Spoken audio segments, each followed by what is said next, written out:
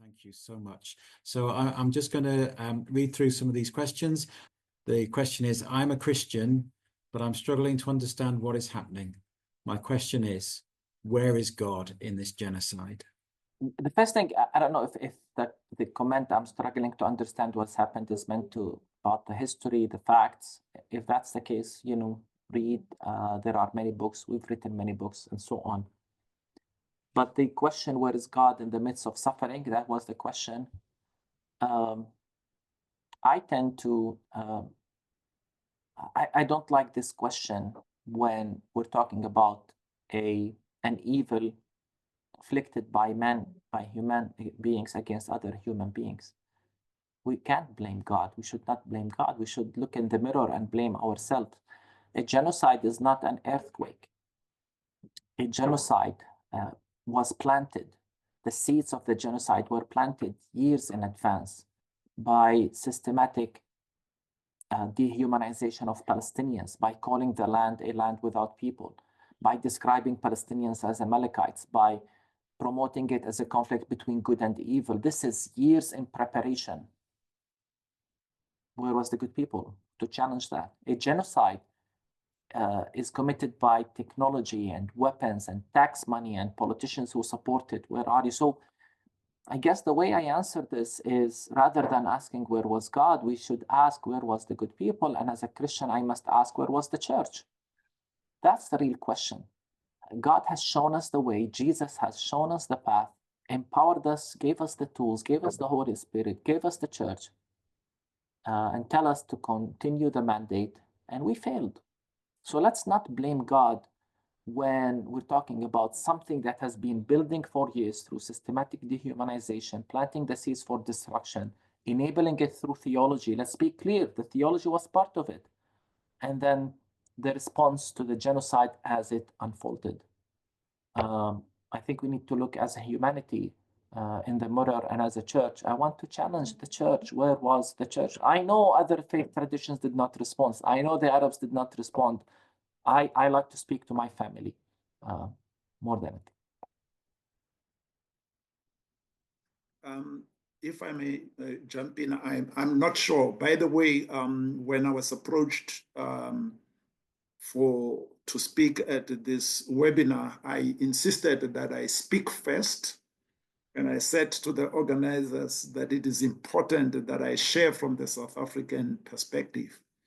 But the people who will frame the discourse and give directions are the Palestinians themselves, who will correct where we need to correct, who will challenge even what I have presented. I borrow from a few liberation theologians, Gustavo Guterres in Latin America, James Cone in the US, James Cone's thing about, and both of them and South African writers speak about every time the poor, every time people are oppressed, God is crucified over and over and over again. We ask this question because of our notion of this mighty, powerful God, and yet we know that the God that we worship is vulnerable and is on the side of those who are suffering. And so if as people are being persecuted and oppressed, God is oppressed. And to borrow from Muntha himself, if people are under the rubble, Christ is under the rubble. And if we are to borrow from Catherine of Siena, that, as I paraphrase, that we are God's feet, we are God's hand, we are the ones who God can only be incarnate at this moment through us. And indeed, if we are frozen, if we are afraid, and we are not ready to go, as taking from what my brother Muntha is saying, where is the church? It is this church that has claimed that it is the body of Christ. And so it's frozen if it's fearful. In us, it may be that God is paralyzing us. That would be my take about it as we problematize that notion of this God. I think maybe a very brief note on this. Last week, I was on a trip to the U.S. of the South, of the states like Louisiana, Alabama, where much of the civil rights movement happened. And I was struck in everything that we would learn about this horrible atrocity. And in the end, it would say the killer was a Christian, or the school that shut down because it refused to desegregate was a Christian school. Like, just over and over again, the name of Christianity has been used, and biblical texts were used to oppress people and to subjugate and to dehumanize people and put people into categories of human and subhuman. With that being said, the people who resisted injustice the most also used biblical texts to do that. And the faith that I saw in people resisting injustice, whether they were oppressed themselves or were allies, was also very inspiring. So we get to choose which, what do we want to do with the biblical text, really? Do we want to use the biblical text to suppress and to subjugate? Or do we want to use it to liberate and to give dignity to human beings as God, and to honor the image of God in them? And so I think looking at other struggles is also helpful for us as Palestinians to feel like we're not alone, that we are not an exception in history, but a continuation, really. And I think that relates to what Pastor Munder was saying, that this is not just about Palestine. I think this is about a much bigger issue. There's a question here. It's a bit of a longer question, but liberation theologies are underpinned by hope. But as we've heard, hope seems like folly in this situation. So can hope be unhelpful in this kind of situation? We are seeing more theological scholars embracing hopelessness on the nihilism. Maybe this is more helpful than hope. I said it was a bit of a long question. There's about 3 questions in there as well. But is hope unhelpful in the current situation in Palestine? And should we perhaps be embracing hopelessness? Oh, no, I hope not.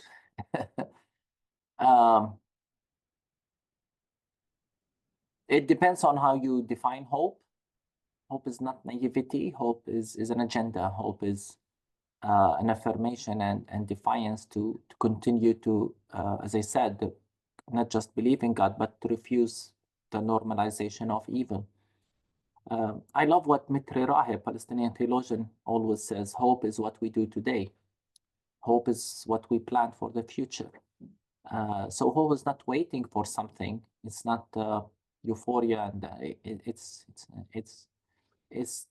the seeds we plant today. But to that point, I think that's why I insist on right now defining the moment as a moment in which we're struggling to survive. We're literally drowning and trying to survive. And it doesn't help the person who's trying to survive to tell him, think of the shore, think of the beauty of what will wait for you once he wants rescue. And so in that sense, yes, I don't want to romanticize hope or any vision of a shared land that I've spoken about in the past, because this kind of moment demands immediate action to stop the assault. So the hope is to survive. And to survive, you cannot just wait and hope that someone comes to rescue you. You have to act, you have to keep swimming, you have to keep clinging to anything that helps you continue going so that you survive this very, very difficult moment. Yeah. And also the taking again from Muntha is hope is a verb. It's a doing word more than a noun. It's about involvement, it's about participation. Earlier on, I spoke about a context in South Africa of the power of powerlessness, where we appear. It's a paradox, it's a theological thing that maybe there is the the hope in hopelessness. And as to paraphrase that sermon of that we are prisoners of hope. Situations demand that we give up. Hopelessness surrounds us, but we have stubborn faith. We have faith, as I like saying, that contradicts the status quo where we find ourselves and our responsibility, even when everything demands, that we get a man looked like a sense of a space of hopelessness. But even in that hopelessness, there is power of committing to go on and not give up. The problem is when we turn hope into some numbing anesthetic spirituality, where we just say it as an empty word to numb people and so that they can continue to go through slaughter. That is what is problematic. Yes, a lot of the things I thought about were already said, but I distinguish between optimism and hope. I'm not optimistic because the facts on the ground say that this will only get worse, but I am hopeful because hope is not about, looking outside and seeing signs of things getting better. For me, it's about God and who God is. But I think that we struggle with the idea of hope because as Christians, we've tended to skip over grief and to skip over the Saturday between the Friday and the Sunday. We just want to get to the hope of the resurrection and not spend enough time in the Saturday. And so that's why we have a distorted view of what hope is. And as Bishop Sidwell was saying, sometimes hope is used as a numbing agent, right? Or sometimes for us Palestinians, it's wielded against us as a weapon. So when we express frustration or anger, you're not being Christian enough, or you don't have faith enough. And I think those are the places that we should be careful of how we use hope. Again, like we use biblical text. How do you use hope? Is it to uplift and build and use it as a fuel to build? Or is it to throw accusations around? And I think of Jesus, at Lazarus's where he was buried. I just think of him weeping, even though he knew that he will raise Lazarus from the dead in a few minutes, right? But Jesus still took time to weep at the tomb. And I think that's what we need to do, knowing that resurrection is coming, but that doesn't take, we can hold two things in tension. Resurrection is coming, but also the present moment is so, so, so heavy. And people are just devastated. People's entire lives have been turned upside down. And so I think holding, in Christian terms, lament and hope at the same time is important to have a faith, that without that, our faith is missing. If we only have lament, then we fall into despair. If we only have hope, then we live in a la la land. We live, in a divorced from reality. So we have to have both. Yeah, I think I'll stop there. Thank you so much. I mean, there was, in some of those answers and the answers we've heard before, there was, there's talk of weaponizing hope or weaponizing biblical texts, and there's 2 or 3 questions around Christian Zionism. So I just want to pick out the essence of some of these. One of them is a direct question to you, Munther, saying, have you, when you're in the US, have you had direct dialogue with Christian Zionists, and what is their response to your message? But also other questions around this issue of Christian Zionism. People asking, should we as a church focus more on the obvious suspects, those people that are Christian Zionists within our church, and sort of try and address what they are saying and their message and the support that they get. Sorry, I'm just flicking through. I thought there was another one about Christian Zionism, but Yeah, I'll leave it with those two for now, and I'll maybe come back. But Montha, if you've had any direct in the US dealings with Christian Zionists there, if you could share some of that, but also if people could share how they feel we as a church can address Zionists within our own denominations and our own traditions. Yeah, I'll be quick. I continue to engage with Christian Zionists from all backgrounds. Some have changed, some oppose, some just live in their own bubble and see reality through their own eschatological views and so on. But I've seen many change. I think they need to understand the reality, and we need to help them understand what they're saying. I think that's the most important task we need to do. And we need to be rooted in our Christian convictions. Show them that what they're saying is not compatible, not just with common sense and ethics, but with the teachings of Jesus. So we need to keep Jesus at the center in our engagement with them. I think that's really important. Should we engage with them?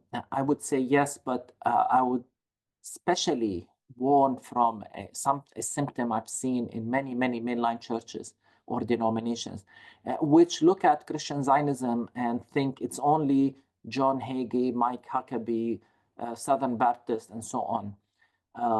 And if this war has taught us anything, is that Christian Zionism far exceeds that. It's not confined to evangelicals. In fact, I've seen evangelicals change more than I've seen, and I've been troubled. We have been troubled by our friends from the mainline churches, progressive and liberal, who we thought were our friends and did nothing during this genocide. And, repeated Zionist phrases like Israel has the right to defend itself, this is a war on terrorism, and so on, and never condemning war crimes by Israel. So if we want to confront Christian Zionism, I hope we are honest enough to admit that it exists in all denominations in different formats, and it's not just the conservative evangelicals. And as I've said, I've seen evangelicals shift completely and become passionate advocates for justice and truth. And I've been also seen, I've been disappointed and traumatized even by some we thought were our friends, and then we discovered they were not our friends. So please don't limit Christian Zionism to John Hagee. May I just say, in South Africa, we have just established an initiative, not yet formalized, a group, and some of my comrades are in this platform following South African Christians for Palestine. And the idea is that we participate within the greater global anti-apartheid movement that was launched last year, and link with other initiatives of struggle against apartheid Israel. But our hope is to focus and emphasize and deal with this most difficult thing called Christian Zionism. It's very difficult because it is ingrained in people's psyches and so people find it very difficult to unlearn what they have gone through and relearn. And the fundamentalism, as Montha is saying, is not only amongst evangelicals, even amongst there are people who are well-meaning, who are so just innocently ignorant.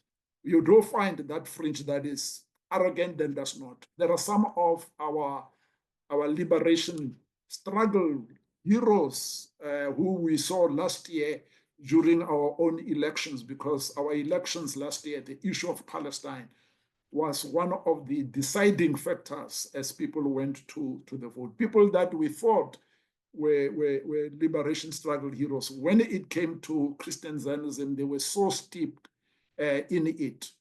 We are working closely with South African Jews for Palestine, and we find that our collaboration with them, it helps us to exegete, to unpack, and be able to give us tools and messages that we can take into churches. But we have recognized that it is a struggle, and that is what struggles are. It's quite challenging. But it has to be done. It has to be done.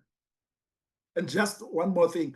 In South Africa, we have some of our African indigenous churches that call themselves Zionist movement. We have churches that are Zionist, and their understanding of Zionism is so innocent. And so to undo that, we find that it is quite a challenge. But it is a challenge we want to face. I think, I mean, I'm not a theologian, or I haven't been trained in theology. And so for me, it's when I speak to people about this, I kind of want to just ask about the fruits of theology. Is your theology producing good fruit? And I think it comes back to the gospel. Is it good news? And for us in Palestine, Christian Zionism is not good news to us. It's terrible news to us. It's caused displacement. It's caused, mass ethnic cleansing. It's caused the murder of many people. So I think, and those conversations are difficult to have because they are so foundational, because as Bishop Sidwell is saying, there's a lot of unlearning to be done. And so I think it's a long process, but it's one that is so foundational and so should be so transformational, not just about Palestine, but about what God wants to do about who God is and what God is doing in the world, and what the church, the people of God, should be doing in the world. And so I think it's difficult, but it's a challenge over the integrity of our faith. It's not just about Palestine at this point. And what do Christians stand for? Thank you again for those answers, and again, I keep saying the word challenge, but I do think what we're hearing tonight is a real challenge. And the next question is coming from the challenges that we have, and this says church politics seem to be timid in challenging the anti-Islam narrative by Western leaders and fears the labeling of being anti-Semitic. How much is this the biggest stumbling block to genuine solidarity? It seems I'm always expected to begin, so no, anti-Semitism is real. It's predominantly a Western phenomena. It's racism, it's ideologies of supremacy. At the same time, the way many in the Western world, especially, I'll be very clear here, in the United States and in Europe, particularly in the church, the way they have dealt with anti-Semitism actually tells me and tells us Palestinians that racism and supremacy still exist in the church and in those societies. Because if the response to anti-Semitism is the support of an apartheid state and another ideology of supremacy and exclusion, then that tells me that many in the Western world, Europe and United States, shifted their racism from the Jews towards Arabs and Muslims. And they want to convince us that they have repented. You know, the slogan "never again" has become yet again. Not just yet again to killing and a massacre, but also yet again to siding with power and to deciding or yielding an entire population as unworthy and less human. So I'm tired of this pretending to repent from racism by imposing on the world that they support Israel unconditionally. And I'm tired and disappointed that I find more courage and honesty within the Jewish community today, calling out Israel as a racist state, calling out Zionism, more than I find in the church. Everyone is afraid. I'm not saying, again, we should not be careful in our language and discourse, and I'm not denying anti-Semitism exists. But the way anti-Semitism accusations have been weaponized against Palestinians by the Western world tells me that they have not really repented from racism, and that's just pointing it towards other people.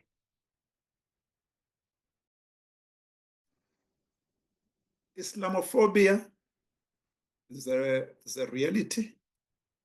The othering of the Arabs. In South Africa, we have a history of struggle that was integrated, interfaith. You can see even on the African continent where there are religious wars, not in South Africa. Generally, historically, our struggle was where we fought side by side, and we have interfaith forums where we are able to integrate. And so, but it is something that we need to make sure that, especially with the new generation and the power of the Western media,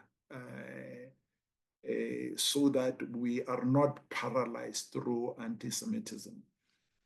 So we do have that positive in terms of our struggle, just how we embellish and reshape it for the present moment.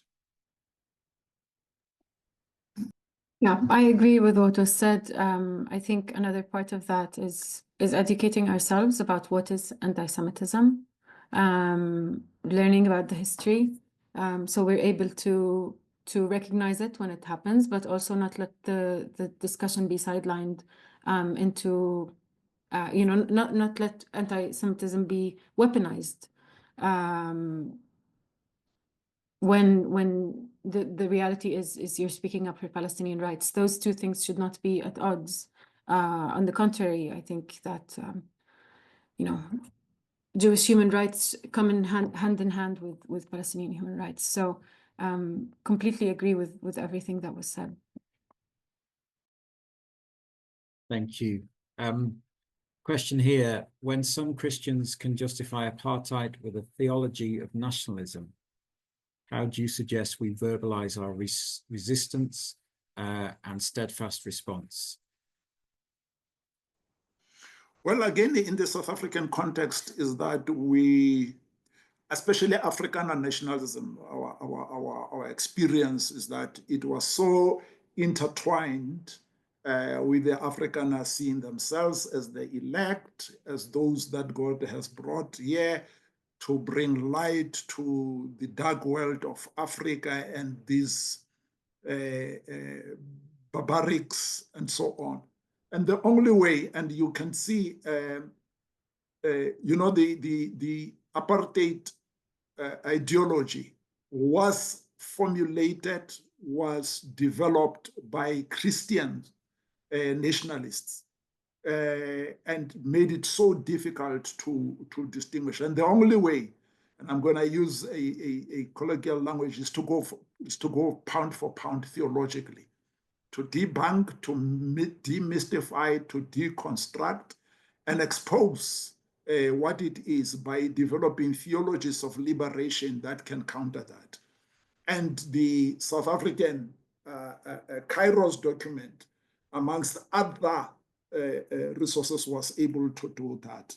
And it was good when Afrikaner theologians like Beas Nodier were able to move away and expose what that theology has done to the Afrikaner people. And so that is what we need to do. And we know that there are many also Kairos documents that were developed. The Palestinian Kairos document is a resource on its own, and there are many resources written by Palestinian theologians. And so that is what we need to do, is to debunk, it is to demystify, it is to deconstruct and expose as a lie this intersection of nationalism and the Christian faith.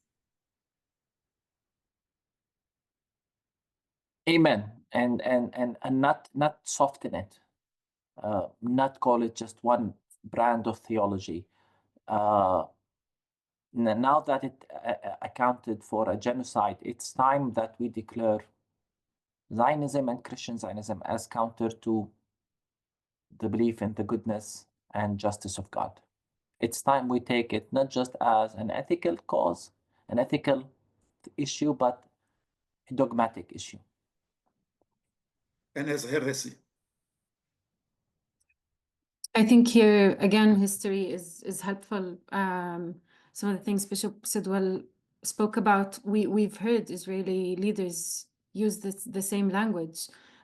Sons of light versus sons of darkness, human animals. All of this language that has been used throughout history to suppress and subjugate, and it has seeped into our theology, unfortunately. And so we must challenge that.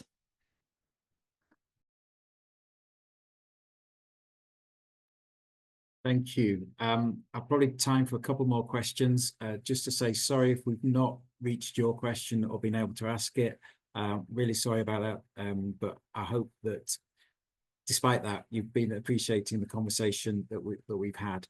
There's one here that says Americans, even some Trump supporters, are shell-shocked by the first 2 months of the Trump administration. How can we address their pain at the same time as we stand against the world's evil? I can start by saying I don't know. Like it's your context, I think, and I think as Palestinians we can speak about our own context and what we've experienced. But each of you, and I know people here are from all over the world, need to take what we're saying and to apply it in your own contexts.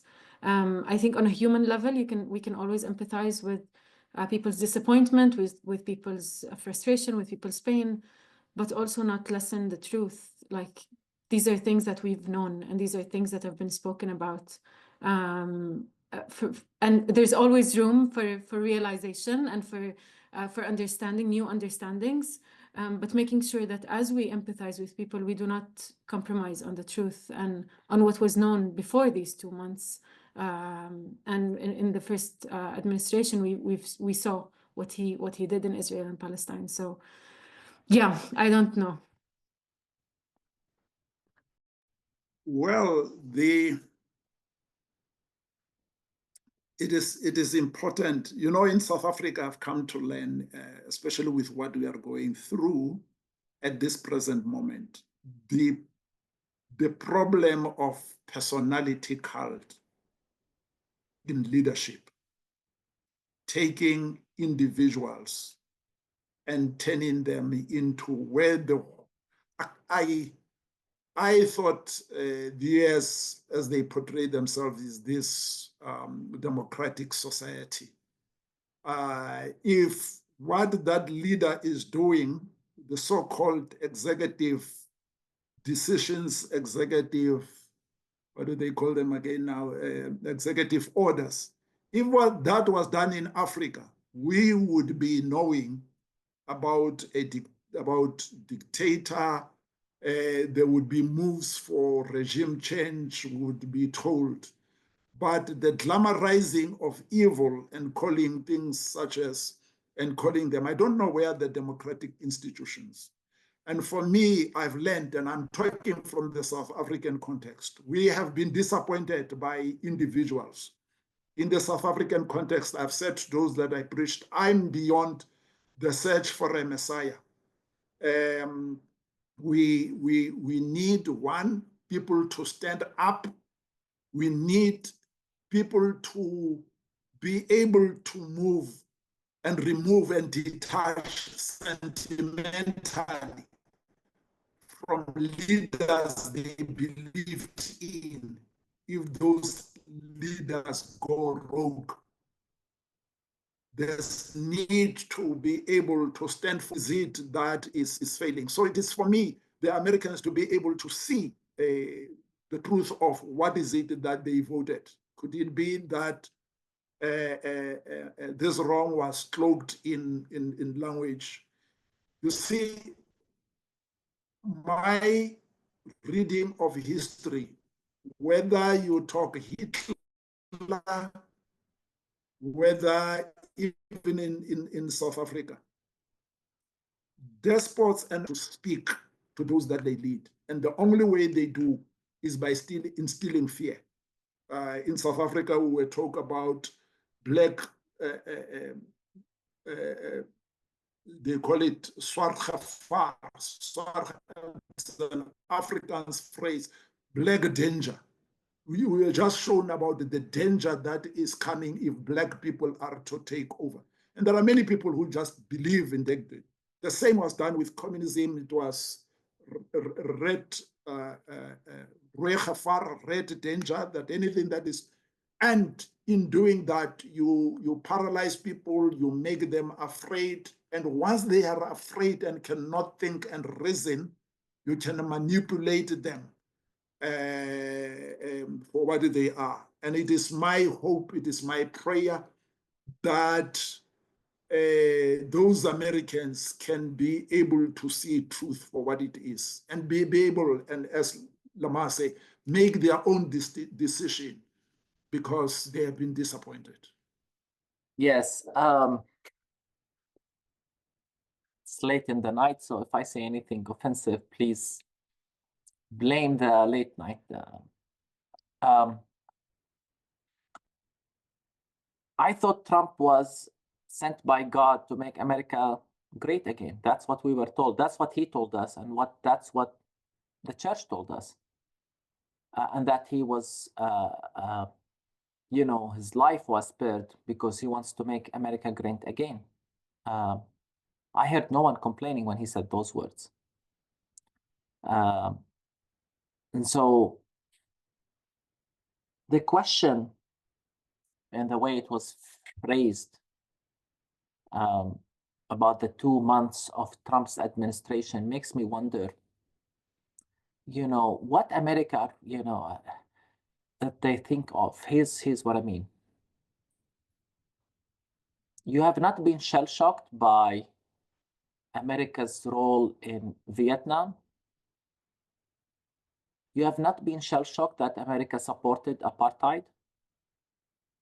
You have not been shell-shocked that America literally destroyed the Middle East by the Second Gulf War and caused the death of hundreds of thousands and the ethnic cleansing of entire populations. You have not been shell-shocked by America's unconditional and billions of dollars support to Israel.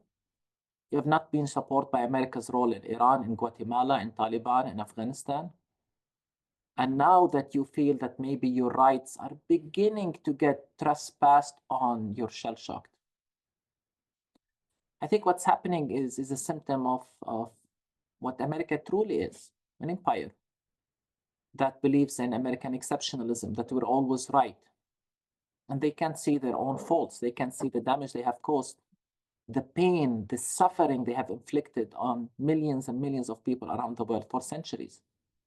It's time to wake up, I tell my American friends, if you have not woken up yet. And if it's because of Trump, that's good. Wake up. I don't know what else needs to happen until you realize that this delusion you've been part of about the American empire, the greatest country on earth, the beacon of hope and democracy, and so on. I hope the veil is uncovered and you realize that America truly is an empire that's about its own interest, about expansion and power, and the concept of might is right. An empire that has no zero interest of the lives of others, that have crushed and caused the killing and the death of millions around the world.